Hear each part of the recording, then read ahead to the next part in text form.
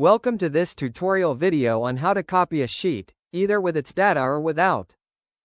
Before copying the sheet, let me preview the one I created called Inventory Management. This will help us check whether the data is present in the sheet. Click the three-dot icon to open the Sheet Options page, where you'll find the Preview option.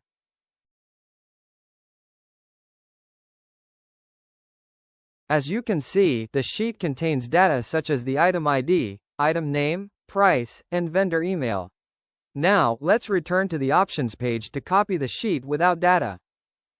Let's open the Sheet Options page again by clicking the three-dot icon on the sheet.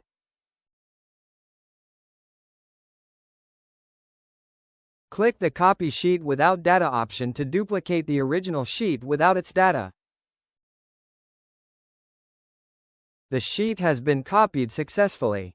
Let me open it to confirm that the sheet has been duplicated without any data. We confirm that the sheet has been copied without any data. However, all the columns and their related properties remain intact, just like in the original sheet. Now, let's copy the sheet with its data included.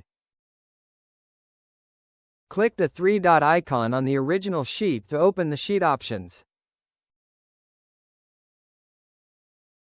Click the Copy Sheet with Data option to duplicate the original sheet along with all its data. The sheet has been copied successfully. Let's open the copied sheet to verify that it contains all the data from the original. The sheet contains all the data, just like the original.